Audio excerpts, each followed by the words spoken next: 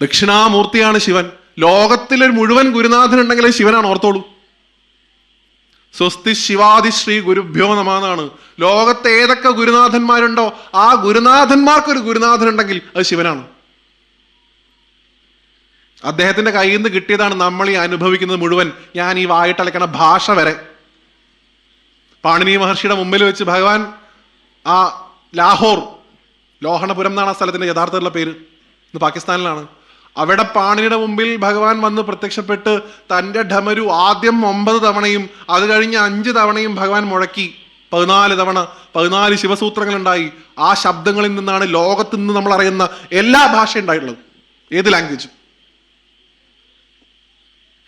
ഭഗവാനെയാണ് നിങ്ങൾ വൈദ്യനാഥൻ എന്ന് വിളിക്കുന്നത്. നിങ്ങൾ അസുഖം വന്നാൽ ഇദ്ദേഹത്തെ ആശ്രയിക്കൂ, മരുന്നും കഴിക്കണം, രണ്ടും വേണം. ഭഗവാൻ സാധിക്കാത്തതായിട്ട് നമ്മൾ വിചാരിക്കുന്നത് പോലെയല്ല. ഇന്നിപ്പോ എല്ലാവരും വിചാരിക്കണത് ഭഗവാൻ എന്ന് പറഞ്ഞാൽ ആയുസ് നീട്ടി കിട്ടാനുള്ള എന്തോ ഒരാള്, അങ്ങനെ മാത്രം കുറച്ച് കാണല്ലേ. മൃത്യുഞ്ജയം കഴിക്കാൻ മാത്രമുള്ള ഒരാള്, പിൻവിളക്ക് കൊടുക്കാൻ വേണ്ടി മാത്രമുള്ള ഒരാള്, ആയുസ് നിയന്ത്രിക്കുന്ന ഒരാള്, അങ്ങനെ നിങ്ങൾ ഭഗവാനെ ചുരുക്കല്ലേ. ഞാൻ പറഞ്ഞു, വിദ്യ തരാൻ അദ്ദേഹത്തിന് ശേഷിയുണ്ട്. അദ്ദേഹമാണ് സപ്തർഷികളുടെ മുമ്പിൽ ഇരുന്നുകൊണ്ട് ഈ ജ്ഞാനമുദ്ര പിടിച്ചുകൊണ്ട് സകല അറിവും പറഞ്ഞു കൊടുത്തത്. വൈദ്യനാഥൻ ഭഗവാനാണ്, സകല ഔഷധങ്ങളുടെയും ദേവനാണ് അദ്ദേഹം. അദ്ദേഹത്തിന് ഒരു പക്ഷഭേദമില്ല, എല്ലാവരും ഒരേപോലെ കാണുന്ന ആള്. ഗുരുവായൂരപ്പനും ഇല്ല, ആർക്കും ഇല്ല, നമ്മളാണ് ഉണ്ടാക്കുന്നത്. അദ്ദേഹത്തിന് മഹാദേവൻ എന്ന് പറഞ്ഞു കഴിഞ്ഞാൽ അത്രയും പ്രിയമാണ്. ഞാൻ കഥ കേട്ടിട്ടുള്ളത്, ഭഗവാൻ നാരായണൻ യോഗനിദ്രയിലായിരിക്കുന്ന സമയത്ത് ഭഗവാന്റെ മുഖത്ത് അനന്തൻ ഏത് സമയവും നോക്കിക്കൊണ്ടിരിക്കുകയാണ് അത്ര. അപ്പൊ അനന്തൻ ഇങ്ങനെ നോക്കണ സമയത്ത് ഭഗവാൻ നാരായണന്റെ മുഖത്ത് എന്തെന്നില്ലാത്ത സന്തോഷം തോന്നി ഇത്ര. അയാൾ എന്തോ കാര്യമായിട്ട് എൻജോയ് ചെയ്യുന്നുണ്ടെന്ന് മനസ്സിലായി. കുറെ സമയം കഴിഞ്ഞിട്ട് ഭഗവാൻ പൂർവ്വസ്ഥിതിയിൽ വന്ന സമയത്ത് അനന്തൻ ചോദിച്ചു അത്രേ, ഭഗവാനെ അങ്ങ് ഇത്രയും നേരം ഏറ്റവും അധികം സന്തോഷവാനായിട്ട് കാണപ്പെട്ടു, അങ്ങ് എന്താണ് അനുഭവിച്ചിരുന്നതെന്ന്. നാരായണൻ പറഞ്ഞു അത്ര, ഞാൻ കൈലാസത്തിൽ ഭഗവാൻ സാക്ഷാൽ മഹാദേവൻ താണ്ഡവം ചെയ്യുന്നത് ഇവിടെ നിന്ന് കണ്ടുകൊണ്ടിരിക്കുകയായിരുന്നു. അപ്പൊ അനന്തൻ പറഞ്ഞു, എനിക്കൂടെ അത് കാണാൻ താല്പര്യമുണ്ട്, ഞാൻ എന്താ ചെയ്യേണ്ടത്? അപ്പോഴാത്രേ ഭഗവാൻ പറഞ്ഞത്, പോയി ഭൂമിയിൽ ജനിച്ചിട്ട് വരൂ, അദ്ദേഹത്തിന്റെ എല്ലാ അനുഗ്രഹവും താങ്കൾക്ക് ഉണ്ടാവുന്നു. അദ്ദേഹമാണ് പതഞ്ജലിയായിട്ട് ജനിച്ചതെന്നാണ് സങ്കല്പം, യോഗയുടെ ആചാര്യൻ അനന്തൻ. അദ്ദേഹത്തിനായി കിട്ടിയത് അതൊക്കെ.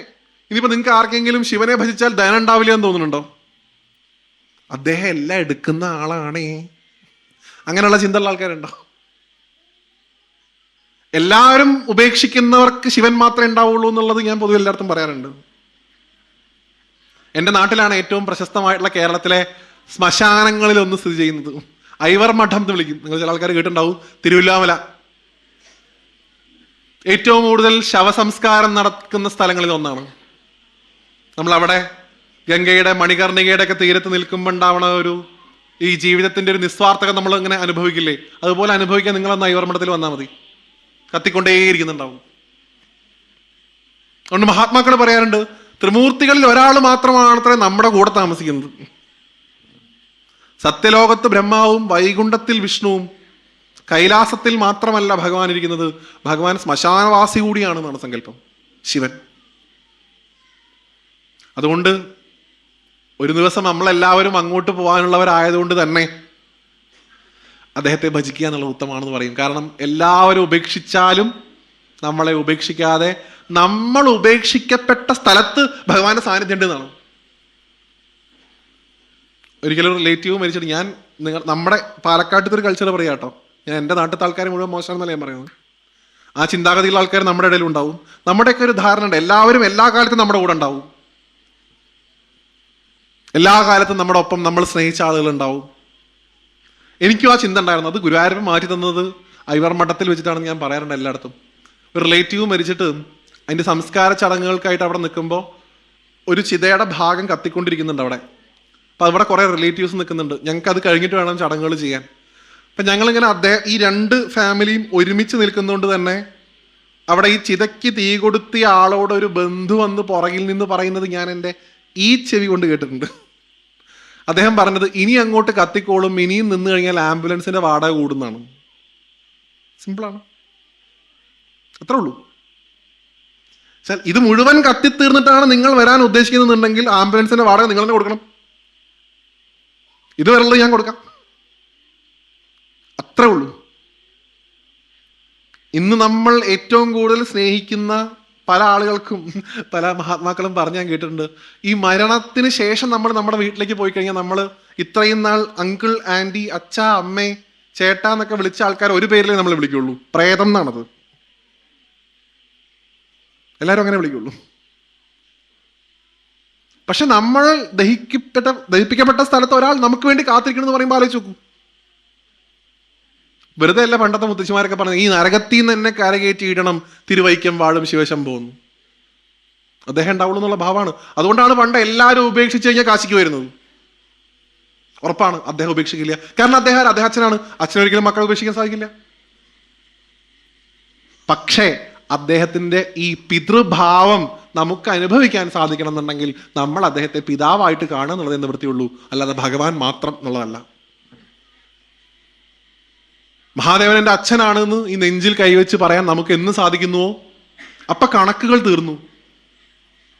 അച്ഛനും മക്കളും തമ്മിൽ കണക്കുകളില്ല. നമ്മൾ ആരെങ്കിലും ഇപ്പൊ നിങ്ങളുടെ വീട്ടിൽ ഞാൻ വന്നിട്ട് നിങ്ങൾക്ക് ചോറ് വിളമ്പി തരുമ്പോ സ്വത്ത് എഴുതി തരണട്ടോ എന്ന് പറഞ്ഞ് ചോറ് വിളമ്പി കഴിഞ്ഞാൽ കഴിക്കൂ? ഇല്ലല്ലോ. അവിടെ കണക്കുകൾക്ക് യാതൊരു സ്ഥാനവുമില്ല.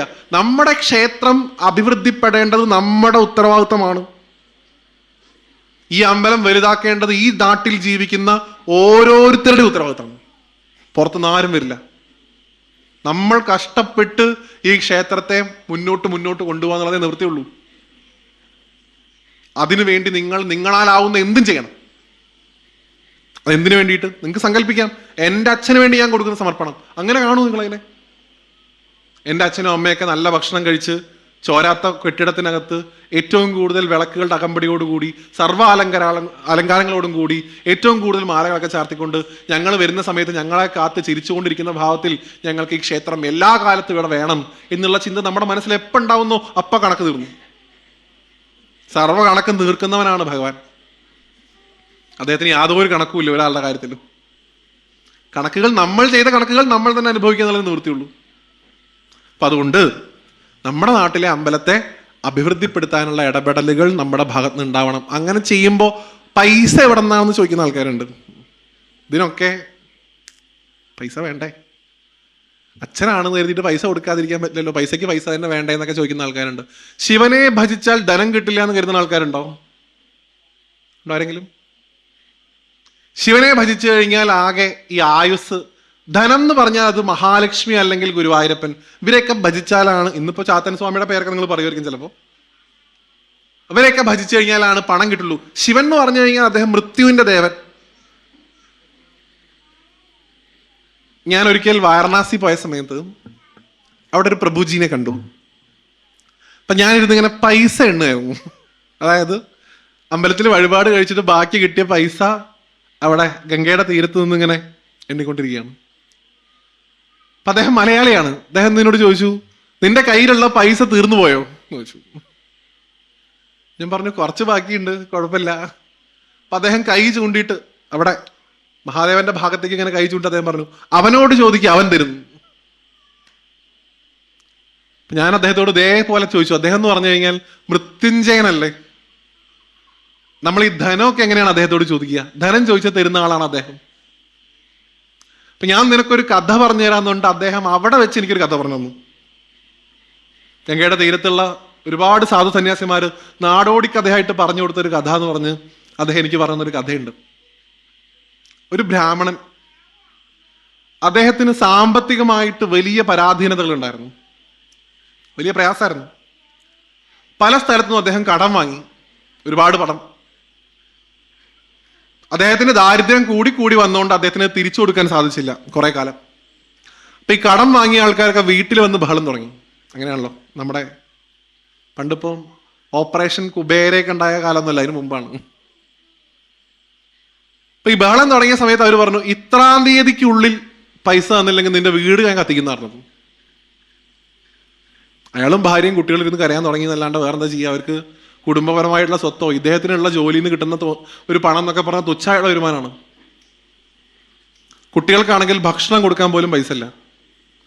ഒരിക്കലും രാത്രി ഭാര്യ നെഞ്ചത്തടിച്ച് കരഞ്ഞുകൊണ്ട് പറഞ്ഞു, നമുക്ക് ഈ ഒരു ഗതി വന്നല്ലോ, നമ്മുടെ വീട് ഇതാ കത്തി തീരാൻ പോവുകയാണ് ഏതാനും ദിവസം കഴിഞ്ഞ് കഴിഞ്ഞാൽ. നമ്മുടെ കുട്ടികൾ പട്ടിണി കിടന്ന് മരിക്കാൻ പോവുകയാണ് കുറച്ച് ദിവസം കഴിഞ്ഞാൽ. നമ്മൾ എന്താണ് ചെയ്യേണ്ടതെന്ന് ചോദിച്ചു. അപ്പം അദ്ദേഹം പറഞ്ഞു, നാളേക്കുള്ളിൽ ഞാൻ ഇതിന് പരിഹാരം ഉണ്ടാക്കും. ആരെ കൊന്നിട്ടാണെങ്കിലും ആരുടെ എന്ത് മോഷിച്ചിട്ടാണെങ്കിലും ഞാൻ പണം കൊണ്ടേ തിരിച്ചു വരും എന്ന് പറഞ്ഞാൽ ആ വീട് വിട്ട് ഇറങ്ങിയതാണ്. ഗതികേടുണ്ട്. അദ്ദേഹം ദൂരേക്ക് സഞ്ചരിച്ചു അത്രേ ഒരു രാത്രി മുഴുവൻ. ആ ഗ്രാമത്തിന്റെ അടുത്തൊരു കള്ളനെ അദ്ദേഹം പരിചയപ്പെട്ടു. ആ രാത്രിയിൽ അദ്ദേഹം പറഞ്ഞു അത്രേ, തൻ്റെ വിഷമമൊക്കെ എനിക്ക് മനസ്സിലായി, തന്നെ സഹായിക്കണം എന്ന് എനിക്ക് താല്പര്യമുണ്ട്, എൻ്റെ കയ്യിലുള്ള പണമൊക്കെ ചെലവായിപ്പോയി. ഞാൻ ഈ പണമൊക്കെ ഉണ്ടാക്കിയത് ആ നാട്ടിൽ ഒരുപാട് ക്ഷേത്രങ്ങളുണ്ട്, ആ ക്ഷേത്രങ്ങളിലൊക്കെ ഒരുപാട് സ്വത്തുണ്ട്. ഞാൻ അത് രാത്രി പോയി മോഷ്ടിക്കും. ഈ ഗ്രാമത്തിന്റെ അതിർത്തി ഭാഗത്തൊരു വ്യാപാരി ഉണ്ട്, അയാൾക്ക് വിൽക്കും, അയാൾ പണം തരും. നീ ഒരു കാര്യം ചെയ്യും, നാളെ ഇവിടത്തെ ഏതെങ്കിലും ക്ഷേത്രത്തിൽ പോയി അവിടെ ഉള്ള സ്വത്തും വകയൊക്കെ നോക്കി വെക്കുക, ആഭരണങ്ങളൊക്കെ എത്ര ഉണ്ട് എന്നൊക്കെ നോക്കി വെക്കുക. രാത്രി അതേ ക്ഷേത്രത്തിൽ കക്കാൻ കയറുക. ഇന്നിപ്പോ ആ രീതിയൊക്കെ നടക്കുന്ന ആളുകളുണ്ട്. ആ വിറ്റ അല്ലെങ്കിൽ ആ കട്ടെടുത്തിട്ടുള്ള മുതലുമായിട്ട് ഈ വ്യാപാരിയെ നീ പോയി കണ്ടാൽ മതി, ഞാൻ വേണ്ട ഏർപ്പാടുണ്ടാക്കാന്ന് അദ്ദേഹം പറഞ്ഞു. ഇയാളുടെ ഗതികേട് മനസ്സിലാക്കിയിട്ട് ഇയാൾ രാവിലെ എണീറ്റു. അമ്പലത്തിൽ പോകേണ്ടതല്ല, ബ്രാഹ്മണനാണ്. അദ്ദേഹത്തിന്റെ സന്ധ്യാവന്ദനാദികളൊക്കെ കഴിഞ്ഞ് അദ്ദേഹം സ്വത്ത് അന്വേഷിച്ച് പോയത് ഒരു ശിവന്റെ അമ്പലത്തിലായിരുന്നു അത്ര. അപ്പൊ അദ്ദേഹത്തിന് മഹാദേവന്റെ ശിവലിംഗത്തിലേക്ക് നോക്കിയിട്ട് തോന്നിത്ര എന്തെങ്കിലും സ്വർണ്ണം ഉണ്ടെങ്കിൽ ഇയാൾക്ക് ഊരി കൊടുക്കായിരുന്നു. ഇയാളുടെ അടുത്ത് ഒന്നുമില്ല, ആകെ ഒരു കൂവളമാലയുണ്ട്, ഒരു പിൻവിളക്കും ഉണ്ട്, കഴിഞ്ഞു, ഇത്രേ ഉള്ളൂ. ഞാൻ സ്വർണം തേടി വന്ന് നിന്റെ അടുത്തായി പോയല്ലോ ശിവനെ, അദ്ദേഹം പറഞ്ഞതാണ്. എനിക്ക് എന്തെങ്കിലും നിവൃത്തി ഉണ്ടാക്കി തരണം ഭഗവാനെ എന്ന് പറഞ്ഞ് പഞ്ചാക്ഷരം ജപിച്ചിട്ട് പ്രദക്ഷിണം ചെയ്യുന്ന വഴിയിൽ അദ്ദേഹം ക്ഷേത്രത്തിലെ ഉരുളികൾ കണ്ടു, വാർപ്പ് പാത്രങ്ങളൊക്കെ കണ്ടു. അദ്ദേഹത്തിന് തോന്നി, ഇതെങ്കിലും ഇത് മോഷ്ടിച്ച് വിൽക്കാം, ഇതെങ്കിലും ഇത് കിട്ടിയാൽ മതി. ഏതൊക്കെ വാതിലുണ്ട്, ഏതിലൂടെയൊക്കെ ഓടാം എന്നുള്ള അതിന്റെ പ്ലാനൊക്കെ രാവിലെ തന്നെ തയ്യാറാക്കി. പാവം അദ്ദേഹത്തിന് എക്സ്പീരിയൻസ് ഒന്നുമില്ല, ആദ്യമായിട്ട് പോവാണ്. രാത്രി ആവാൻ വേണ്ടി കാത്തിരുന്നു. ആ ആൽത്തറയിൽ തന്നെ ഇരുന്നു. തിരുമേനി നട അടച്ച് പോയ സമയത്ത് അദ്ദേഹം ആദ്യമായിട്ട് ഈ ക്ഷേത്രത്തിലെ സ്വത്ത് മോഷ്ടിക്കാനായി ക്ഷേത്രത്തിനകത്തേക്ക് കയറി. അദ്ദേഹം ക്ഷേത്രത്തിന്റെ ഉൾഭാഗത്തേക്ക് നോക്കിയപ്പോൾ അതികഠിനമായിട്ടുള്ള ഇരുട്ടാണ് അതിനകത്ത്. അപ്പൊ അദ്ദേഹത്തിന് തോന്നി, ഇതാണ് ഏറ്റവും പറ്റിയ സമയം, ഇരുട്ടാണ്, ആരും ഇല്ലാത്ത സമയം, പോയി വേണ്ടത് പതുക്കെ പതുക്കെ എടുത്തു കൊണ്ടുവരാമെന്ന് കരുതി അമ്പലത്തിനകത്തേക്ക് പോയ സമയത്ത് എന്തോ ഒന്ന് അദ്ദേഹത്തിന്റെ കാലിൽ തട്ടി ഒരു പാത്രം വീണില്ല എന്നുള്ള ഭാവത്തിൽ നിന്നു. അപ്പൊ അയാൾക്ക് മനസ്സിലായി, ഇവിടെ പലയിടത്തായിട്ട് പലതൊക്കെ വെച്ചിട്ടുണ്ട്, എന്റെ കാല് തട്ടിയിട്ട് ഇനിയിപ്പോ എന്തിൻ്റെങ്കിലും ശബ്ദം കേട്ടിട്ട് നാട്ടുകാരൊക്കെ ഓടി വന്ന് എന്നെ തല്ലി കൊന്നു കഴിഞ്ഞാൽ എൻ്റെ ഭാര്യ മക്കളും പോലും അറിയില്ല. അതുകൊണ്ട് എന്തെങ്കിലും ഒരു വെളിച്ചം, ഒരു വിളക്കോ എന്തെങ്കിലും ഉണ്ടെങ്കിൽ അതെടുത്തോണ്ട് അമ്പലത്തേക്ക് വരാം, എന്നാൽ കാര്യം തട്ടിത്തറയാത്ത പ്രശ്നമൊന്നുമില്ല, എവിടെയാണ് ഓരോന്ന് വെച്ചിരിക്കണം എന്നുള്ളത് കൃത്യമായിട്ട് കാണാനും പറ്റും. അപ്പൊ അദ്ദേഹം നോക്കിയപ്പോൾ ഗംഭീരായിട്ട് അമ്പലത്തിന് മുമ്പിൽ ദീപസ്തംഭം കത്തുന്നുണ്ട്. അതിൻ്റെ അടുത്തേക്ക് പോയി അതിനൊരു 2 തിരി കൂട്ടിപ്പിടിച്ചിങ്ങോട്ട് എടുത്തു. അദ്ദേഹം ആ അമ്പലത്തിനകത്തേക്ക് വീണ്ടും അതിന്റെ വെളിച്ചത്തിൽ കയറി ചെന്നു. അദ്ദേഹം തന്റെ വലത്തെ കാലെടുത്ത് അമ്പലത്തേക്ക് വെച്ചില്ല. അദ്ദേഹത്തിന്റെ ഐശ്വര്യം കൊണ്ട് ഒരു കാറ്റടിച്ചിട്ട് ഈ 2 തിരിയും കെട്ടു. നല്ല ഭാഗ്യമുള്ള സമയമായിരുന്നു. അപ്പൊ അദ്ദേഹത്തിന് മനസ്സിലായി, ഇനിയും വീണ്ടും ഇരുട്ടത്ത് പോകണ്ടെന്ന് കരുതി വീണ്ടും ഈ വിളക്കിൽ നിന്ന് ആ തിരി കത്തിക്കാനായിട്ട് അദ്ദേഹം ദീപസ്തംഭത്തിന്റെ അടുത്തേക്ക് പോയി, കത്തിച്ചു. ഇപ്രാവശ്യം അമ്പലത്തിന്റെ അകത്തേക്കൊന്നും കൊണ്ടുവന്നില്ല. ദീപസ്തംഭത്തിന്റെ അവിടെ നിന്ന് 2 കാല് വെച്ചപ്പോഴേക്കും കാറ്റടിച്ചിട്ട് ദീപസ്തംഭവും കെട്ടു, വിളക്കും കെട്ടു. അയാൾ ഭഗവാനെ നോക്കിയിട്ട് പറഞ്ഞു, നീ എന്നെ ഇങ്ങനെയൊക്കെ പരീക്ഷിക്കാൻ തുടങ്ങുകയാണെങ്കിൽ വലിയ കഷ്ടമാണ്. എൻ്റെ കുട്ടികൾക്ക് ഒരു നേരത്തെ ഭക്ഷണത്തിന് വേണ്ടിയിട്ടാണ് ഞാൻ മോഷ്ടിക്കുന്നത്, അതിനു വേണ്ടി നീ എനിക്കൊരു വെളിച്ചം താ എന്ന് പറഞ്ഞ് അവിടെ ഉണ്ടായിരുന്ന ചാമ എന്തൊക്കെയോ സാധനങ്ങൾ വെച്ചിട്ട് അദ്ദേഹം ഈ തീ ഉണ്ടാക്കാൻ തുടങ്ങി. എന്തൊക്കെയോ കൂട്ടി ഇങ്ങനെ ഒരസി കത്തിക്കാൻ തുടങ്ങി. ഏതൊക്കെയോ സമയത്ത് ഇത് കത്തും, തിരിയും കത്തും, പക്ഷെ അദ്ദേഹം അത് എടുത്തു പോകുമ്പോഴേക്കും വീണ്ടും കെടും. ഇങ്ങനെ അദ്ദേഹം കത്തിച്ചും കെട്ടും സമയം പോയത് അദ്ദേഹം അറിഞ്ഞില്ല എന്നാണ്. പിന്നെ അവസാനം അദ്ദേഹം കക്കാൻ വന്നാന്നൊക്കെ അയാൾ മറന്നു. അയാൾക്ക് ഇത് കിട്ടിക്കഴിഞ്ഞാൽ പോയാന്നുള്ള അവസ്ഥയായി. ഇത് കത്തി കിട്ടിക്കഴിഞ്ഞാൽ ഗംഭീരായിരുന്നു. ഏതോ ഒരു സമയത്ത് അദ്ദേഹം എന്റെ ശിവനേന്ന് വിളിച്ചുകൊണ്ട് കത്തിച്ച സമയത്ത് ആ തിരി കത്തിയിത്ര, അത് കെട്ടതുമില്ല എന്നാണ്. ആ തിരിയുടെ വെളിച്ചത്തിൽ അദ്ദേഹം കണ്ടു എവിടെയാണ് ഉരുളി വെച്ചിരിക്കുന്നതെന്നല്ല, ആ ഭഗവാന്റെ സ്വരൂപത്തെ അദ്ദേഹം ആ വെളിച്ചത്തിൽ നേരിട്ട് കണ്ടു എന്നാണ് ആ കഥയിൽ പറഞ്ഞത്. ഭഗവാൻ തൃശൂലം കയ്യിലേന്തിയിട്ട് ചന്ദ്രകലാധരനായിട്ട് ആ കള്ളന്റെ, ആ ബ്രാഹ്മണന്റെ, ആ സാധുവിന്റെ മുമ്പിൽ ദർശനം കൊടുത്തു. നമ്മുടെ മുമ്പിലുള്ള ശിവനാണെങ്കിൽ എന്ത് ചെയ്യണം? എന്റെ സ്വത്ത് അടിച്ചു മാറ്റാൻ വരികയാണല്ലേ ദുഷ്ട. അദ്ദേഹം തൻ്റെ കയ്യിലുള്ള തൃശൂലം ആ ഭൂമിയിൽ കുത്തിവെച്ചിട്ട് ആ കള്ളനെ ഇങ്ങോട്ട് ആലിംഗനം ചെയ്തുത്രേ, കെട്ടി അങ്ങോട്ട് പിടിച്ചുത്രേ. എന്നിട്ട് അദ്ദേഹം ആ കള്ളന്റെ ചെവിയിൽ പറഞ്ഞുത്രേ, എൻ്റെ ഉണ്ണി, ഞാൻ ഇരുട്ടിലായ സമയത്ത് നീ എനിക്കൊരു തിരി തെളിയിച്ചല്ലോ. അത്രേ ഉള്ളൂ ഭഗവാൻ, അത്ര സിമ്പിളാണ് ഭഗവാൻ. ഞാൻ ഇരുട്ടിലായ സമയത്ത് എനിക്ക് തിരി തെളിയിക്കാൻ നീയല്ലേ ഉണ്ടായുള്ളൂ. എന്നിട്ട് ഭഗവാൻ കണ്ടിന്യൂ ചെയ്തതാണ്, നീ ആഗ്രഹിച്ചത് എൻ്റെ വെറും സ്വത്ത്, എൻ്റെ ഇവിടെ ഉള്ള തുച്ഛമായിട്ടുള്ള ഒട്ടുപാത്രങ്ങൾ. ഈ തിരി തെളിയിച്ച ആ ഒറ്റ ഫലത്തിൽ ഈ പ്രപഞ്ചത്തിന്റെ മുഴുവൻ നിധിയും, ഈ പ്രപഞ്ചത്തിന്റെ മുഴുവൻ സ്വത്തും ഞാനിതാ നിന്റെ കാൽക്കീഴിൽ കൊണ്ടുവന്ന് വെക്കുന്നു, നിനക്കെന്റെ സുഹൃത്ത് ഭാവം ഉണ്ടാവും എന്ന് പറഞ്ഞ് അനുഗ്രഹിച്ചു എന്നാണ്. അദ്ദേഹമാണ് അത്ര പിന്നീടുള്ള ജന്മത്തിൽ ആരായിട്ട് ജനിച്ചത്? കുബേരൻ എന്ന് വിളിക്കും അദ്ദേഹത്തെ. അദ്ദേഹത്തിന്റെ പൂർവജന്മ കഥയായിട്ട് ഈ കഥ പറഞ്ഞു കേൾപ്പിച്ചു. അദ്ദേഹമാണ് കുബേരനായിട്ട് ജനിച്ചതെന്ന്. എന്തിന്? ശിവന്റെ അമ്പലത്തിൽ കക്കാൻ കയറിയിട്ട് അറിയാണ്ട് ഒരു തിരി തെളിയിച്ചപ്പോ പറഞ്ഞുകൊണ്ട് ഞാൻ പറഞ്ഞു നാളെ വന്നിട്ട് ഇത് കത്തിക്കണം എന്നല്ലേ. എൻ്റെ അമ്മോ, അപകടമാണ് ഇങ്ങനത്തെ ഓരോന്നൊക്കെ പറയണതേ. മേൽപ്പത്തൂരിനോട് പണ്ട്, മേൽപ്പത്തൂരിന്റെ ഏട്ടൻ മാതൃത്വത്തിനോട് പണ്ട് എഴുത്തച്ഛൻ പറഞ്ഞല്ലോ, മത്സ്യം തൊട്ട് കൂട്ടിക്കോളൂ. ആ അവസ്ഥയാവരുത്. ഞാൻ പറഞ്ഞത് ഭഗവാനെ ഭക്തിയോടുകൂടി ഉപാസിക്കുന്ന ഏതൊരു ഭക്തനാണെങ്കിലും ആ ഭക്തനോട് ഭഗവാൻ ഉണ്ടാവണ വികാരം എന്ന് പറയുന്നത് കോപമല്ല, സ്നേഹമാണ്. ഈ പ്രപഞ്ചത്തെ മുഴുവൻ അദ്ദേഹം സ്നേഹിച്ചുകൊണ്ടിരിക്കുന്നതുകൊണ്ടാണ് ഈ പ്രപഞ്ചം നിലനിൽക്കുന്നത്. അതുകൊണ്ട് ദയവായി അദ്ദേഹത്തിനെ വെറും മൃത്യുവിന്റെ ദേവനായിട്ട് മാത്രം ചുരുക്കാതിരിക്കുക. മേൽപ്പത്തൂര് പറയുന്നുണ്ടല്ലോ, തത്താവത് ഭാതി സാക്ഷാത് ഗുരുഭവനപുരേ അന്തഭാഗ്യം. അതിൻ്റെ ഇടയിൽ ഒരു വാക്ക് ഉപയോഗിച്ചിട്ടുണ്ട്, ബ്രഹ്മതത്വം. നാരായണീയത്തിന്റെ 1-ാമത്തെ ശ്ലോകത്തിൽ ആ ഭാഗത്ത് ഇങ്ങോട്ട് തുടങ്ങിയിട്ട് ബ്രഹ്മതത്വം എന്നൊരു വാക്കുണ്ട്. അതിൽ ആ ബ്രഹ്മതത്വം തന്നെയാണ് ശിവൻ, ആ ബ്രഹ്മതത്വം തന്നെയാണ് നാരായണൻ. മഹാദേവന്റെ ഒരു പ്രത്യേകത എന്താണെന്ന് വെച്ച് കഴിഞ്ഞാൽ, ഞാൻ നേരത്തെ പറഞ്ഞു, ശിവന് ഏറ്റവും പ്രിയമാണ് വിഷ്ണുവിനോട്, വിഷ്ണുവിനും ഏറ്റവും പ്രിയമാണ് ശിവനോട് ഞാൻ പറഞ്ഞു. ശിവന്റെ ഹൃദയമാണ് വിഷ്ണു, വിഷ്ണുവിന്റെ ഹൃദയമാണ് ശിവൻ എന്നൊക്കെയുള്ള ശ്ലോകമൊക്കെ ഉണ്ട്. എന്നാൽ ഇവര് തമ്മിൽ തന്നെ ഏറ്റവും കൂടുതൽ അടി ഉണ്ടാക്കിയിട്ടുള്ളത് നമുക്ക് വേണ്ടിയിട്ടാണ്, രണ്ടുപേരുടെയും ഭക്തന്മാർക്ക് വേണ്ടിയിട്ട്.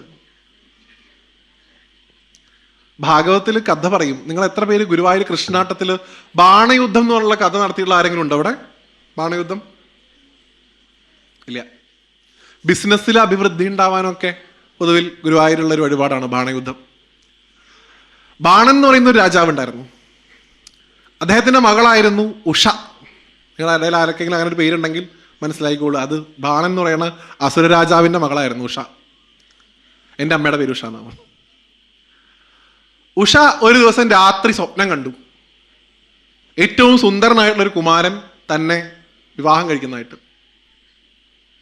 രാവിലെ ഞെട്ടി ഉണർന്നപ്പോൾ ഉഷയ്ക്ക് തോന്നി, ഈ കുമാരനെ തന്നെ കല്യാണം കഴിക്കണം.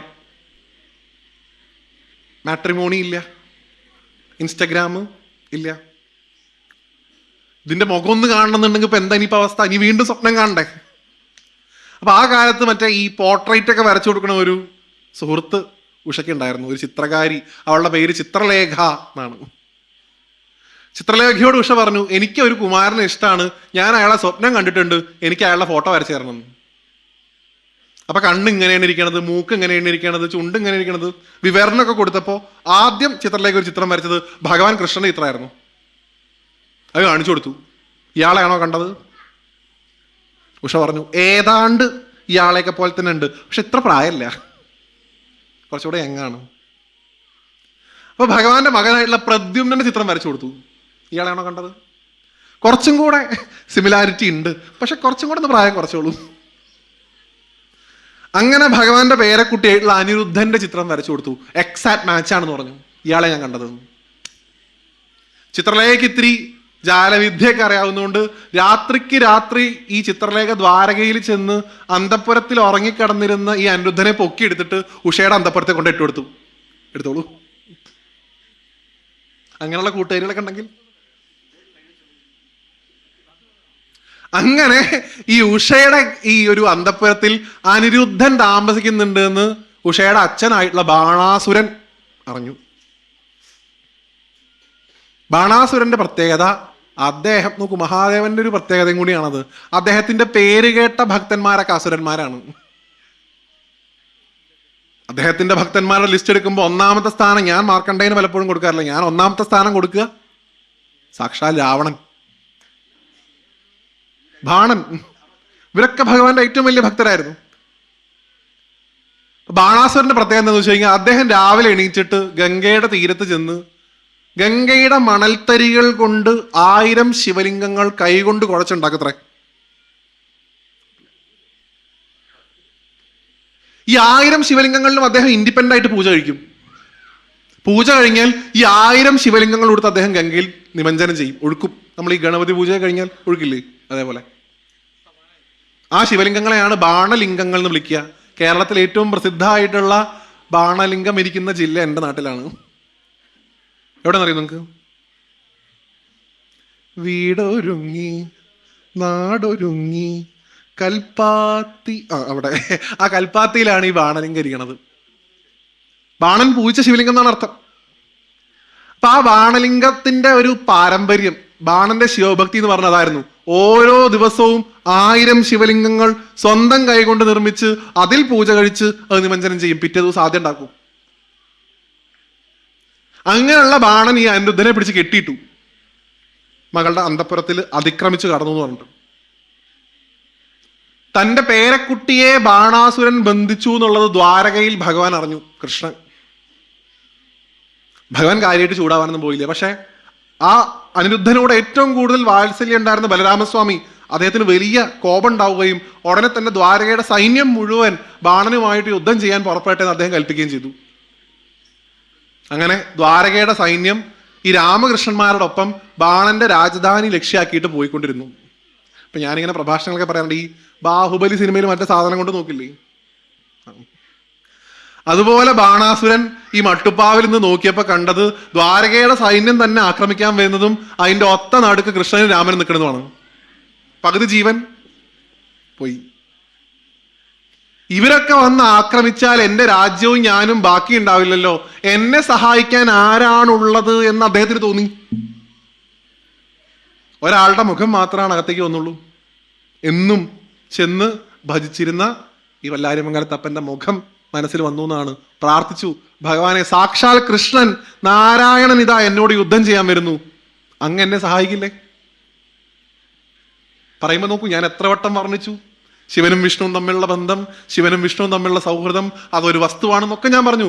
പക്ഷെ സ്വന്തം ഭക്തന് വേണ്ടി ബാണാസുരന്റെ സൈന്യത്തിൽ നിന്നുകൊണ്ട് കൃഷ്ണനോട് യുദ്ധം ചെയ്ത ശിവനെ നിങ്ങൾക്ക് ഭാഗവത്തിൽ കാണാം.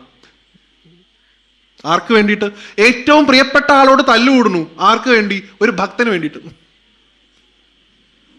സ്വന്തം ഭക്തന്റെ കാര്യം വന്നു കഴിഞ്ഞാൽ ഭഗവാന് സ്വന്തം കാര്യം പോലും സെക്കൻഡറിയാണ്. ഞങ്ങൾ തമ്മിലുള്ള ബന്ധം എന്തോ ആയിക്കൊള്ളട്ടെ, എൻ്റെ ഭക്തൻ എന്നെ വിളിച്ചാൽ എനിക്ക് എങ്ങനെ പോവാതിരിക്കാൻ സാധിക്കും എന്നാണ് ഭഗവാൻ ചോദിച്ചത്. ആ യുദ്ധമൊക്കെ ഗംഭീരമായിട്ട് ഭാഗവത്തിൽ വർണ്ണിച്ചിട്ടുണ്ട്, ബാണയുദ്ധം. അതാണ് നിങ്ങൾ കൃഷ്ണാട്ടം നടത്തുക ഗുരുവായൂർ. മാനവേദൻ കോഴിക്കോട് സാമൂതിരി അദ്ദേഹം കൃഷ്ണഗീതി എഴുതിയ സമയത്ത് മാനവേദന്റെ ശങ്കരനാരായണ സ്തുതി എന്ന് പറഞ്ഞൊരു സ്തുതിയുണ്ട്. കൃഷ്ണാട്ടം 8 കഥകളാണെന്നാണ് ഞാൻ ഓർക്കുന്നത്. അവതാരം, കാളിയമർദ്ദനം, കംസവധം, ഒപ്പം തന്നെ രാസക്രീഡ, സ്വയംവരം, ബാണയുദ്ധം, വിവിധവധം, സ്വർഗാരോഹണം. ഇത്രയാണ്. ഈ 8 കഥ നിങ്ങൾക്ക് കാണാൻ സാധിച്ചില്ല എന്ന് വിചാരിക്കുക. നിങ്ങൾക്ക് താല്പര്യമുണ്ട്, 8 കഥയും തൊഴുത ഫലം വേണം. ബാണയുദ്ധം കൃഷ്ണാട്ടുള്ള സമയത്ത് ഗുരുവായൂർ പോവുക, ശങ്കരനാരായണ സ്തുതി മാത്രം നടക്കുന്ന സമയത്ത് അവിടെ ചെന്ന് നമസ്കരിച്ചാൽ 8 കഥയും കേട്ട ഫലാണെന്നാണ്. 8 കഥ വെച്ചാൽ ബാണയുദ്ധം കഴിഞ്ഞിട്ട് ഭഗവാൻ കൃഷ്ണനും ശിവനും ആലിംഗനം ചെയ്യുന്ന ഒരു രംഗം അതിനകത്ത്. ശിവൻ പോയിട്ട് കൃഷ്ണനെയും, കൃഷ്ണൻ പോയിട്ട് ശിവനെയും കെട്ടിപ്പിടിക്കും. ആ സമയത്ത് അതിമനോഹരമായിട്ടുള്ള ഒരു കീർത്തനം, ശങ്കരനാരായണ സ്തുതി എന്ന് വിളിക്കും, മാനവേദന്റെ കൃതിയാണ്. അത് ചൊല്ലുന്ന സമയത്ത് അവിടെ കൂടിയിരുന്ന ആൾക്കാരൊക്കെ മമ്മിയൂരപ്പനെയും ഗുരുവായൂരപ്പനെയും നമസ്കരിക്കുന്നത് കാണാം നിങ്ങൾക്ക് അവിടെ ഒറ്റടിക്ക്. എല്ലാ കൃഷ്ണാട്ടവും തൊഴുത ഫലാണെന്നാണ് സങ്കല്പം. അത്രയധികം കണക്റ്റഡ് ആയിട്ട് രണ്ടുപേരാണ് ഇവിടെ ഉള്ളതാണ് ഞാൻ പറഞ്ഞത്. പരസ്പരം ഇത് രണ്ടും ഒന്ന് തന്നെയാണെന്ന് എനിക്ക് തോന്നിയിട്ടുണ്ട് പലപ്പോഴും. ഇത് കഥകളിൽ പലതും രണ്ടായിട്ട് പറയും. ഇപ്പൊ നോക്കൂ, യമനെ ഭഗവാൻ വധിച്ചു മാർക്കണ്ഡേയന് വേണ്ടിയിട്ട് എന്ന് ശിവപുരാണത്തിൽ പറയും. ഭാഗവത്തിൽ പറയും അജാമളൻ എന്ന് പറയുന്ന ഒരു ബ്രാഹ്മണനെ യമദൂതന്മാരുടെ കയ്യിൽ നിന്ന് വിഷ്ണു രക്ഷിച്ചു. രണ്ടും ഫലത്തിൽ ഒന്ന് തന്നെയാണ്. ഒരു ഭാഗത്ത് മാർക്കണ്ഡേയൻ നമശിവായെന്ന് ജപിച്ചു, അജാമിളൻ നാരായണ എന്ന് വിളിച്ചു. രണ്ടിടത്തും യമദൂതന്മാരെ തടഞ്ഞ് തന്റെ ഭക്തന്മാരുടെ ജീവൻ രണ്ടുപേരും രക്ഷിച്ചു. ഒന്നെന്നെയാണ്. കൊട്ടിയൂര് നിങ്ങൾ കേട്ടു ആലിംഗന പുഷ്പാഞ്ജലി എന്ന് പറയുന്ന വിശേഷപ്പെട്ട ചടങ്ങ് അല്ലെ? സതിയുടെ ദേഹത്യാഗം ഉണ്ടായിട്ട് ക്രോധവും വിഷമവും ഒക്കെയുള്ള ആ മഹാദേവനെ വിഷ്ണു കെട്ടിപ്പിടിച്ച് ആശ്വസിപ്പിച്ചു എന്നാണ്. ഹഗ് ചെയ്തു. ഇന്നും കുറുമാത്തൂർ ഇല്ലത്തെ അദ്ദേഹത്തിന് മഹാവിഷ്ണുവിന്റെ സ്ഥാനമാണ്. ആ പൂജ ചെയ്യുന്ന സമയത്ത് രോഹിണി ആരാധന ദിവസം അദ്ദേഹം അർച്ചന കഴിഞ്ഞാൽ ആ ശിവലിംഗത്തിനെ കെട്ടിപ്പിടിച്ച് അവിടെ കിടക്കുന്നത് കാണാം. ആലിംഗന പുഷ്പാഞ്ജലി വെച്ചാൽ ശിവന്റെ കോപത്തെയും വിഷമത്തെയും തണുപ്പിക്കാനായിട്ട് നാരായണൻ ചേർത്ത് പിടിച്ചു എന്നാണ്. ഇതന്നെ നിങ്ങൾക്ക് വേറെ കാണാം. നരസിംഹാവതാരം ഉണ്ടായ സമയത്ത് നരസിംഹാവതാരത്തിന്റെ കോപത്തെ ശമിപ്പിക്കാനായിട്ട് ഭഗവാൻ ശരഭാവതാരം എടുത്തു. ഇതൊക്കെ ഇന്റർ കണക്റ്റഡ് ആണ്. നോക്കൂ, ഈ പാലാഴി മഥന സമയത്ത് മന്ദരപർവ്വതം താഴേക്ക് പോയ സമയത്ത് ഭഗവാൻ വിഷ്ണു കൂർമ്മമായിട്ട് വന്നു. കാളകൂടം വന്ന സമയത്ത് ഭഗവാൻ നീലകണ്ഠനായിട്ട് മാറി. നിങ്ങൾ ഓരോ സ്ഥലത്ത് നോക്കിയാലും ഇതൊക്കെ ഇങ്ങനെ കണക്റ്റഡ് ആയിട്ട് കാണാൻ പറ്റും. ഏതോ ഒരു പോയിന്റിൽ നമ്മൾ മനസ്സിലാക്കും ഇത് രണ്ടും ഒരു വസ്തു തന്നെയാണ്. മാനവേദൻ ശങ്കരനാരായണ സ്തുതി എഴുതിയ സമയത്ത് അദ്ദേഹം മനസ്സിൽ കണ്ടു അത്ര കൃഷ്ണനും ശിവനും ആലിംഗനം ചെയ്യുന്നത്. പക്ഷെ അദ്ദേഹം അത് ചിത്രത്തിലാക്കാൻ നോക്കിയ സമയത്ത് അദ്ദേഹത്തിന് രണ്ടായിട്ട് കണ്ടില്ല അത്ര, ഒറ്റ ജ്യോതിസ് കണ്ടു എന്നാണ് ആ പുസ്തകത്തിൽ എഴുതിയിട്ടുള്ളത്. ഒറ്റ വെളിച്ചം, അത്രേ ഉള്ളൂ. അപ്പൊ അങ്ങനെയുള്ള ഭഗവാനെയാണ് നിങ്ങൾക്ക് ഇവിടെ രണ്ടുപേരെയും ഒരുമിച്ച് പോയി തൊഴാനുള്ള ഭാഗ്യം ലഭിക്കുന്നത്. എത്രയോ ആൾക്കാർ എന്നോട് ചോദിക്കാറുണ്ട്, ശിവന്റെ അമ്പലത്തിൽ നിന്ന് വിഷ്ണുവിന്റെ സഹസ്രനാമം ജപിക്കാൻ പാടൂ? ഇവിടെ വിഷ്ണു ഉണ്ടല്ലോ, നിങ്ങൾക്ക് ജപിക്കാമല്ലോ. അന്യമന്ത്രേചനം ദോഷമുണ്ട്.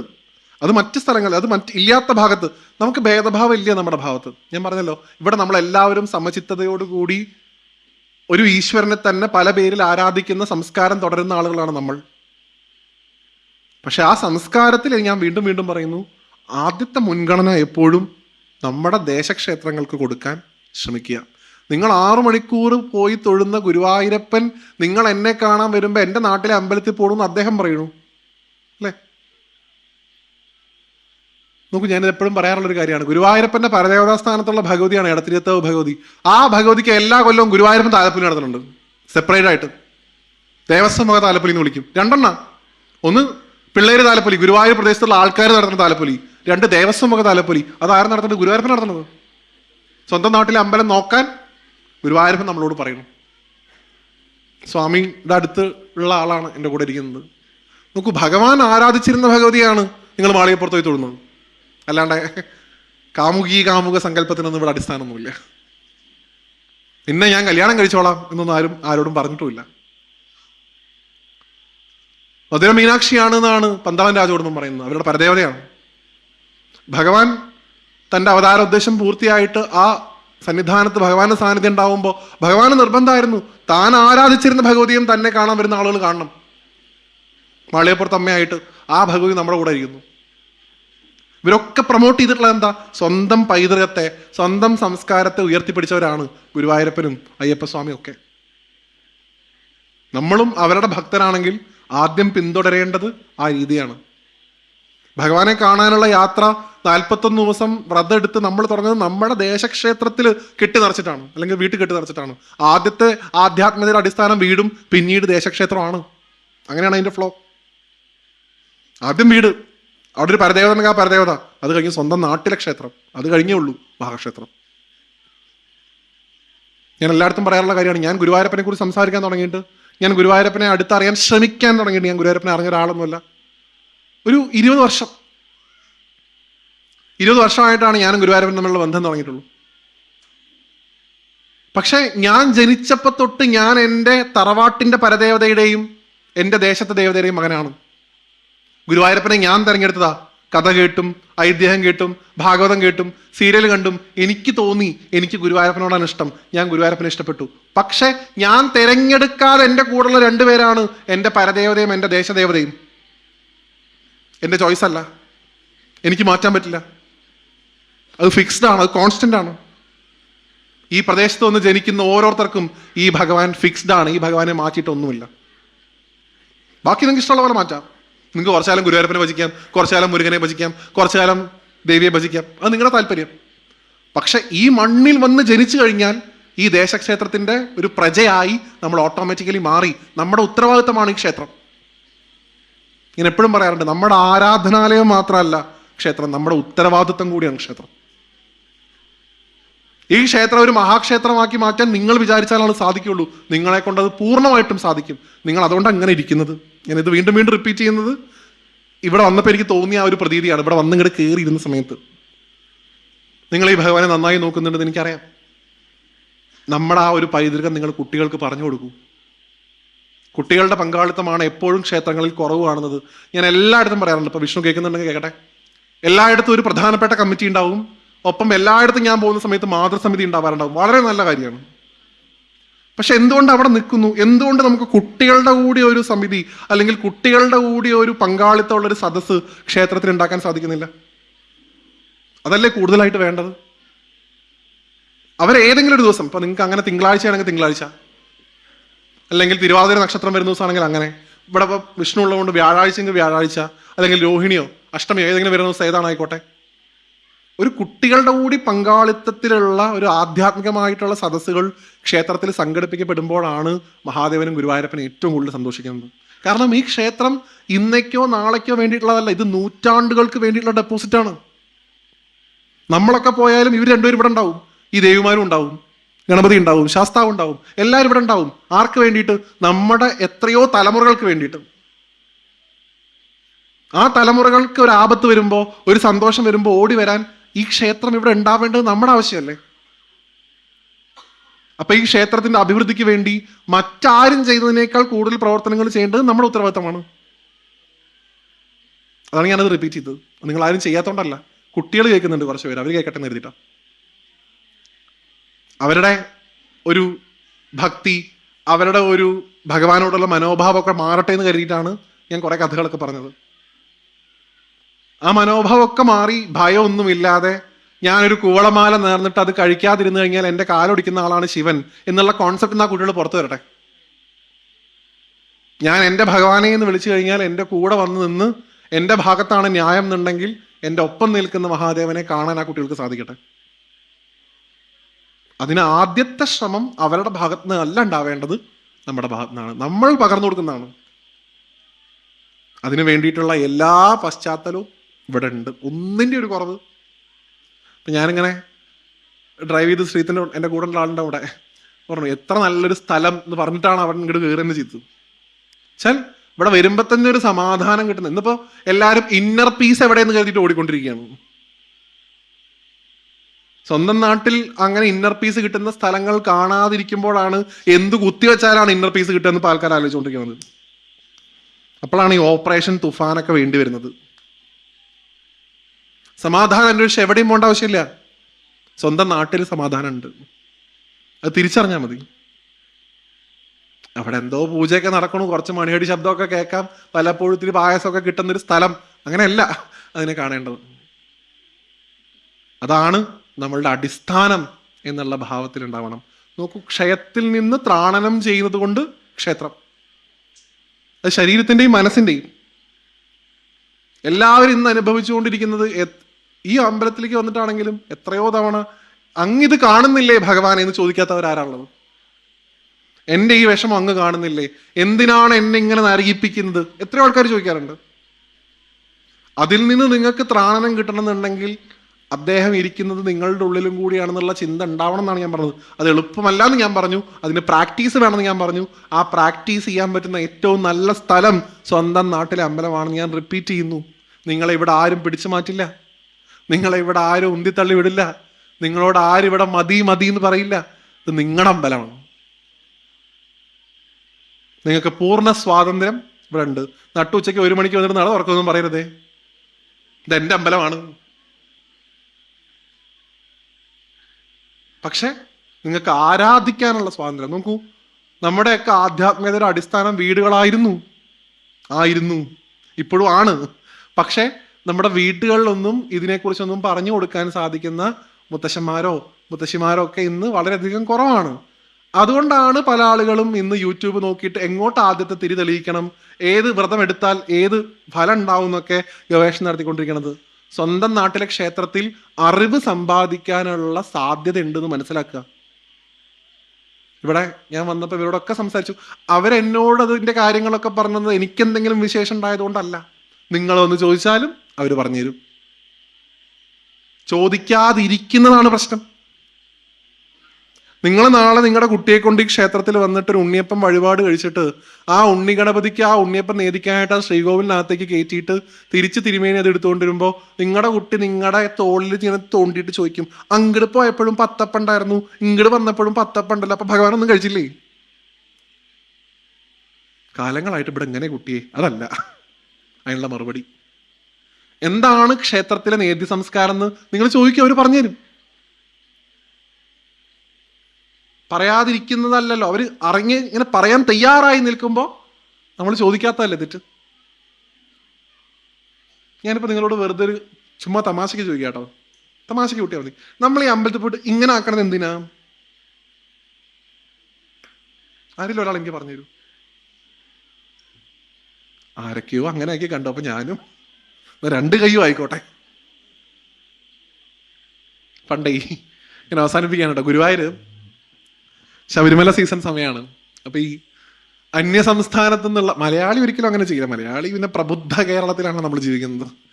അപ്പൊ ഈ പാവപ്പെട്ട തമിഴ്നാട്ടിൽ നിന്നും ആന്ധ്രാപ്രദേശിനൊക്കെ വരുന്ന സ്വാമിമാർ നിഷ്കളങ്കരായിട്ടുള്ള ആൾക്കാരാ, പാവങ്ങളാ.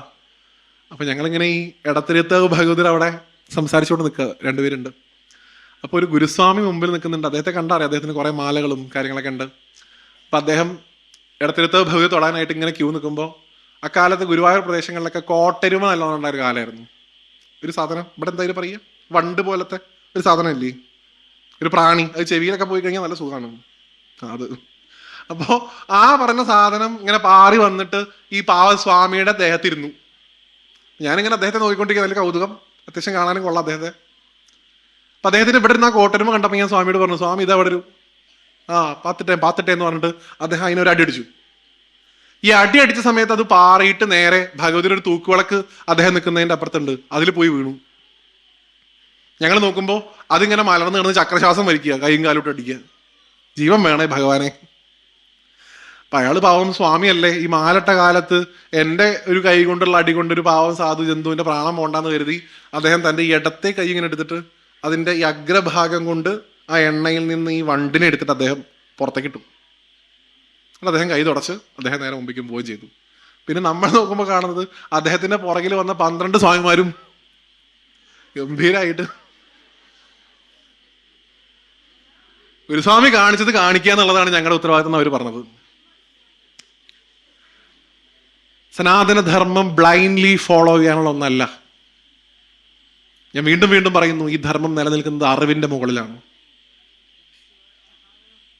അറിവാണ് ഇതിന്റെ കേന്ദ്രം. നമ്മളിപ്പോഴും പറയുമല്ലോ, സനാതനധർമ്മത്തിന്റെ അടിസ്ഥാനം എന്താ? വേദം എന്ന് പറയും. ആ വേദം എന്താ? അത് അറിവാണ്. ആ അറിവിനെ വ്യാസൻ 4ആക്കി രസിച്ചു എന്നൊക്കെ നിങ്ങൾ കരുതിക്കോളൂ. ബേസ് അറിവാണ്. നമ്മുടെ ധർമ്മത്തിൽ ഈശ്വരൻ വേറെ, നമ്മൾ വേറെ എന്നില്ല. ഞാൻ പറഞ്ഞു, ശിവോഹം എന്ന് നമ്മൾ പറയുന്നു. അത് തന്നെയാണ് ഭഗവാൻ 41 ദിവസം വ്രതം എടുത്ത് ചെല്ലുമ്പോൾ നിങ്ങളോട് പറയുന്നത്. നീ എന്ത് അന്വേഷിച്ചു വന്നോ അത് നീ തന്നെ ആകുന്നു.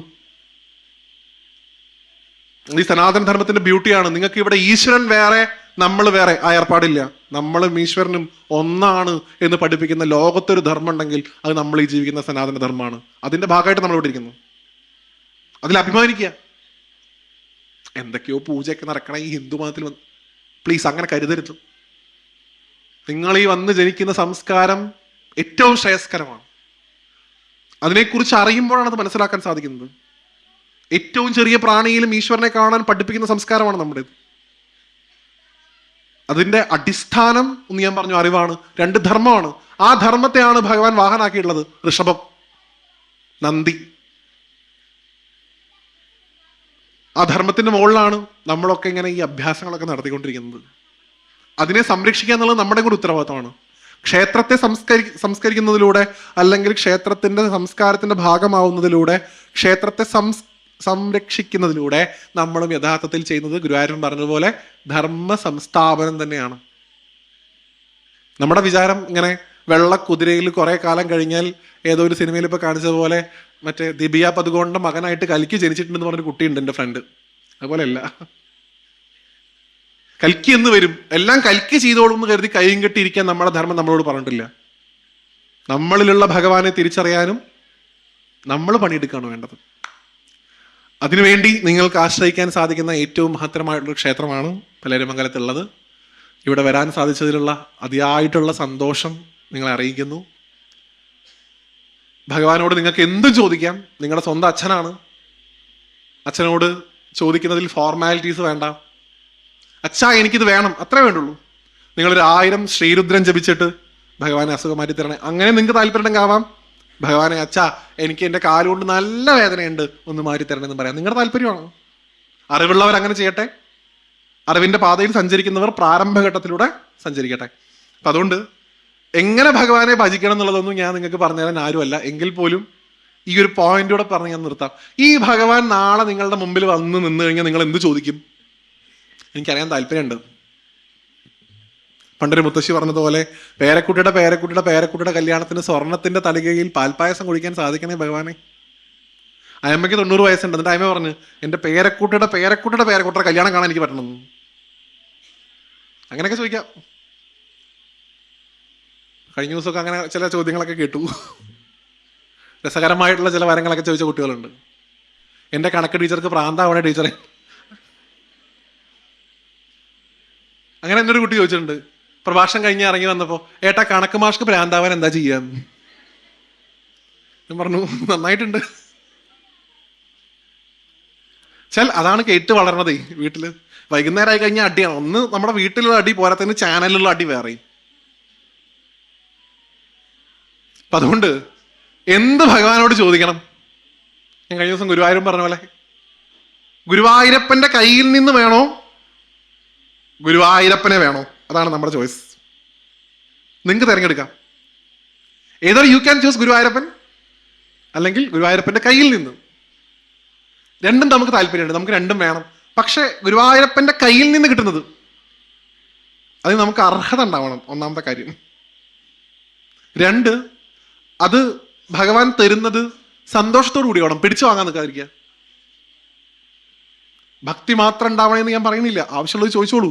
രസകരമായിട്ട് ചോദിച്ചൊരു വിദ്വാന്റെ കഥ കൂടെ പറഞ്ഞിട്ട് നമ്മൾ ഈ പ്രഭാഷണം അവസാനിപ്പിക്കും. എനിക്ക് അതുകൂടെ പറഞ്ഞു. കാരണം ഈ മൂവാറ്റുപുഴ എന്ന് പറയുന്ന ഈ ഭാഗം ഈ എറണാകുളത്തിന്റെയും ഇടുക്കിയുടെയും കോട്ടയത്തിന്റെയും ഒക്കെ ഒരു സംസ്കാരമുള്ള ഒരു സ്ഥലമായതുകൊണ്ട്. പണ്ട് ഖരപ്രകാശൻ എന്ന് പറയുന്ന ഒരു രാജാവ് ഉണ്ടായിരുന്നു.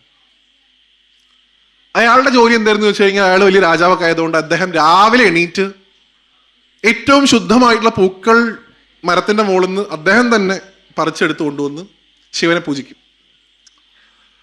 ഇപ്പൊ കുറേ ദിവസം ഇങ്ങനെ പൂജയൊക്കെ കഴിഞ്ഞ സമയത്ത് മഹാദേവൻ സ്വയം അദ്ദേഹത്തിന്റെ മുമ്പിൽ പ്രത്യക്ഷപ്പെട്ടു. അത്രേ, ഖരപ്രകാശ പൂജയൊക്കെ ഗംഭീരമായിട്ടുണ്ട്, കുറെ ദിവസമായി ഞാനിത് പറയണമെന്ന് വിചാരിക്കുന്നു. എന്തായാലും എന്നെ ഇത്രയും നാൾ നന്നായിട്ട് പൂജിച്ച സ്ഥിതിക്ക് എന്തെങ്കിലും ഒരു വരം ചോദിച്ചോളൂ, അത് തന്നിട്ട് പോവാം. ലോട്ടറിയാണ് കിട്ടിയിരിക്കുന്നത്, സൂപ്പർ ലോട്ടോ. അപ്പൊ അദ്ദേഹം സ്ഥിതപ്രജ്ഞ ആയതുകൊണ്ട് അദ്ദേഹം പറഞ്ഞു, ഭഗവാൻ അങ്ങയിൽ ഭക്തി ഉണ്ടായാൽ മതി, വേറെ ഒന്നും വേണ്ട. പഞ്ചാക്ഷരം ചൊല്ല എന്നും സാധിച്ചാൽ മതി, വേറെ ഒന്നും വേണ്ട. എന്നും ഇങ്ങനെ അങ്ങയെ പൂജിക്കാൻ സാധിച്ചാൽ മതി, വേറെ ഒന്നും വേണ്ട. അപ്പൊ ഭഗവാൻ പറഞ്ഞു, അങ്ങനെ ഒന്നുള്ള സിമ്പിളായിട്ടുള്ള വരങ്ങളൊന്നും ചോദിക്കണ്ട, ഇതൊക്കെ അല്ലെങ്കിലും താൻ ചെയ്യുന്ന എനിക്കറിയാം, എന്തെങ്കിലും കാര്യപ്പെട്ടൊരു വരം ചോദിച്ചോളൂ എന്നാണ്. ആ സമയത്ത് ഖരപ്രകാശൻ ആലോചിച്ചിട്ട് ഭഗവാനോട് ഒരു വരം ചോദിച്ച കഥ പറയും. നിങ്ങൾ കേട്ടിട്ടുണ്ടാവുക കഥ. ഖരപ്രകാശൻ അങ്ങനെ 2 കൈയും കൂപ്പിയിട്ട് ശിവന്റെ മുഖത്ത് നോക്കിയിട്ട് പറഞ്ഞു, അത്ര ഭഗവാനെ അങ്ങയ്ക്ക് എന്തെങ്കിലും തന്നേ മതിയാവുന്നുണ്ടെങ്കിൽ അങ്ങൊരു കാര്യം ചെയ്യും, എൻ്റെ ഈ 2 കാലുകൾ അങ്ങ് സ്വർണത്തിന്റെ ആക്കി തരണേന്നാണോ പറഞ്ഞത്? ഇന്നത്തെ വില വെച്ച് അങ്ങനെയും പറയാം. എൻ്റെ ഈ 2 കാലുകളും അങ്ങ് ഒരു വ്യാഘ്രത്തിന്റെ, ഒരു പുലിയുടേത് പോലെ ആക്കി തന്നാലും ഭഗവാനെ എന്ന് പറഞ്ഞ് പ്രാർത്ഥിച്ചു ഭഗവാനെ. ഈ മനുഷ്യക്കാര് മാറ്റിയിട്ട് അങ്ങ് എന്താക്കിക്കോളൂ, ഇത് പുലിയുടെ പോലെ ആക്കിക്കോളൂ. ഭഗവാൻ പറഞ്ഞു, ജലപ്രകാശ പണ്ടൊരുത്തിന് വരം കൊടുത്ത പിന്നെ ഇമാതിരി വരങ്ങളൊന്നും ഞാൻ ആർക്കും കൊടുക്കാറില്ല. അതുകൊണ്ട് കാര്യമായിട്ട് എന്തെങ്കിലും ചോദിച്ചോളൂ. ഇങ്ങനെ പൂച്ചയുടെ പോലെ ആവണം, പുലിയുടെ പോലെ ആവണം എന്നൊന്നും പറയാതിരിക്കൂ. പൈസ വേണോ, മോക്ഷം വേണോ, അമൃത് വേണോ, കൈലാസിക്ക് കൊണ്ടോണോ, റെഡിയാണ്. നല്ല വല്ല വരവും ചോദിക്കുന്ന പറഞ്ഞു. അപ്പൊ അദ്ദേഹം പറഞ്ഞു, അങ്ങേക്ക് എന്തെങ്കിലും തന്നേ തീരുന്നുണ്ടെങ്കിൽ ഇത് തരിക, അല്ലാതെ എനിക്കൊന്നും വേണ്ട. അപ്പൊ അദ്ദേഹം ചോദിച്ചു, അത്രേ ഭഗവാൻ, ശരി ഇപ്പൊ അത് തരുന്നതിൽ ബുദ്ധിമുട്ടൊന്നുമില്ല, ഇത് എന്തിനാണ് ഇങ്ങനെ ഈ പുലിയുടേത് പോലെ ഈ കാലൊക്കെ ആക്കിയിട്ട് തനിക്ക് എന്താ ഈ ഏർപ്പാട്? അദ്ദേഹം ഭഗവാനെ നമസ്കരിച്ചുകൊണ്ട് പറഞ്ഞു, അത്രേ ഭഗവാനെ, എന്നും രാവിലെ അങ്ങേക്ക് പൂക്കൾ പറിക്കാനായിട്ട് ഞാൻ പോകുന്ന സമയത്ത് ഏറ്റവും ശുദ്ധമായിട്ടുള്ള പൂക്കൾ എടുക്കാനാണ് ഞാൻ താല്പര്യപ്പെടാറ്. ഈ വണ്ട്, പൂമ്പാറ്റ, ഷഡ്പദങ്ങളൊക്കെ വന്ന് ഈ താഴത്തെ കൊമ്പിലുള്ള പൂക്കളൊന്നും ഉപയോഗിക്കാൻ പറ്റാത്ത അവസ്ഥയിലായിട്ടുണ്ടാവും. ഏറ്റവും നല്ല പൂക്കളൊക്കെ ഉള്ളത് എവിടെയാ? മരത്തിന്റെ മുകളിലാണ്. അപ്പൊ അതിന്റെ മുകളിലേക്ക് വരിഞ്ഞു കയറുന്നുണ്ടെങ്കിൽ എന്റെ കാലം എങ്ങനെയാവണം? ക്ലച്ചസ്. അപ്പൊ എന്റെ കാലങ്ങ് ഇങ്ങനെ ആക്കി തരികയാണെങ്കിൽ എനിക്ക് ഈ മരത്തിന്റെ മുകളിൽ കയറാൻ പിന്നെ വലിയ ബുദ്ധിമുട്ടൊന്നും ഇല്ലല്ലോ. അതുകൊണ്ട് നല്ല പൂക്കൾ എടുത്ത് അങ്ങേ പൂജിക്കാലോ, ഈ വരം മതി എന്നാ പറഞ്ഞത് അദ്ദേഹം. അതാണ് ജലപ്രകാശം. ശിവൻ തൊട്ട് മുമ്പിൽ വന്നപ്പോൾ പോലും ശിവനെ പൂജിക്കാനുള്ള വളഞ്ഞ വഴി കണ്ടുപിടിച്ച ആളാ. ആലോചിച്ച് നോക്കൂ. അപ്പൊ അതുകൊണ്ട് അദ്ദേഹത്തെ നിങ്ങൾക്ക് എല്ലാവർക്കും അറിയാം. അദ്ദേഹത്തിന്റെ വ്യാക്രപാദൻ എന്നായി പിന്നീട് അദ്ദേഹത്തിന്റെ പേര്. ആ വ്യാക്രപാദപുരമാണ് ഏത്?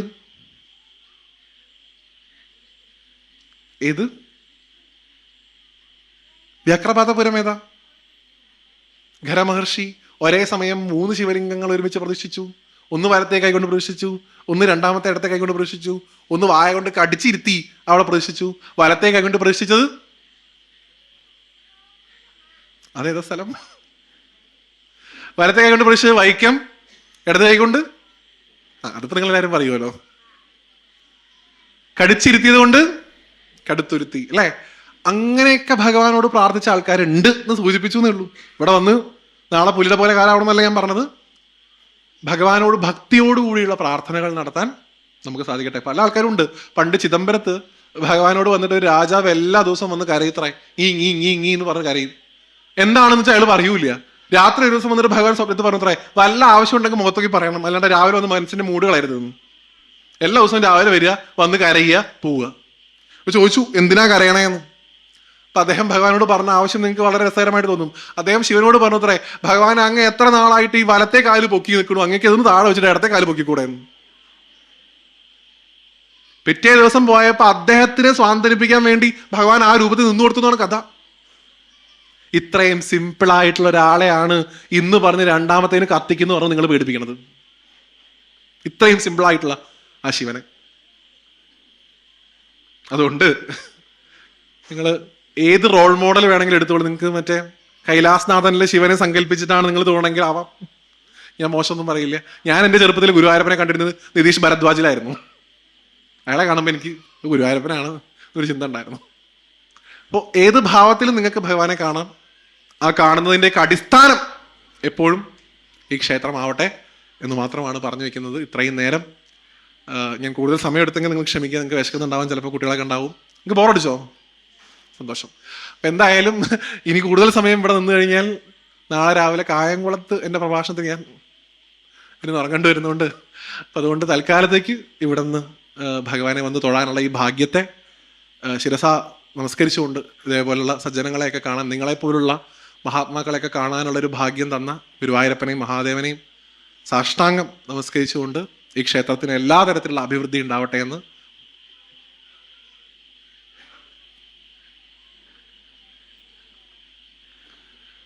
ക്ഷേത്രത്തിൽ പുനരുദ്ധാരണ പ്രവർത്തനങ്ങൾ നടക്കുന്നുണ്ട് എന്ന് നിങ്ങൾ അറിഞ്ഞിട്ടുണ്ടാവും. ഇത്രയും നേരം ഞാൻ പ്രഭാഷണമൊക്കെ പറഞ്ഞു. നിങ്ങൾ പറഞ്ഞു എൻ്റെ അച്ഛനാണ്, അമ്മയാണ്, ഒക്കെ ശരിയാണ്. ആ അച്ഛനെയൊക്കെ സഹായിക്കാനുള്ള, അല്ലെങ്കിൽ അദ്ദേഹത്തിൻ്റെ ഈ ഒരു ആലയം ഞാൻ പറഞ്ഞു ഇതൊരു ഡെപ്പോസിറ്റാണ്. ഇത് നമുക്ക് വേണ്ടി നമ്മൾ ചെയ്യുന്നതായിട്ടേ കണക്കാക്കേണ്ട ആവശ്യമില്ല. നമ്മളൊക്കെ ഈ ഭൂമിയിൽ നിന്ന് പോയാലും നമ്മുടെ കുടുംബം, നമ്മുടെ തലമുറകൾ ഈ ഭൂമിയിൽ അവശേഷിക്കുമ്പോൾ അവർക്ക് അഭയമായിട്ടും രക്ഷയായിട്ടും ഈ ക്ഷേത്രം ഇവിടെ ഉണ്ടാവുക എന്നുള്ളത് നമ്മുടെ ഓരോരുത്തരുടെയും ഉത്തരവാദിത്തമാണ്. അതുകൊണ്ട് തന്നെ ഈ ക്ഷേത്രത്തിൻ്റെ പുനരുദ്ധാരണ പ്രവർത്തനങ്ങളിൽ നിങ്ങളുടെ എല്ലാ തരത്തിലുള്ള പങ്കാളിത്തവും ഉണ്ടാവണമെന്ന് അഭ്യർത്ഥിക്കുന്നു. അത് പണമായിട്ട് ചെയ്യാൻ സാധിക്കുന്നവർ അങ്ങനെ ചെയ്യുക. പരിശ്രമം കൊണ്ട് ചെയ്യാൻ സാധിക്കുന്നവർ അങ്ങനെ ചെയ്യുക. ചില ആളുകൾക്കൊന്നും എല്ലാവർക്കും ബ്ലാങ്ക് ചെക്ക് എഴുതി കൊടുക്കാനൊന്നും പറ്റിക്കൊള്ളുന്നില്ല.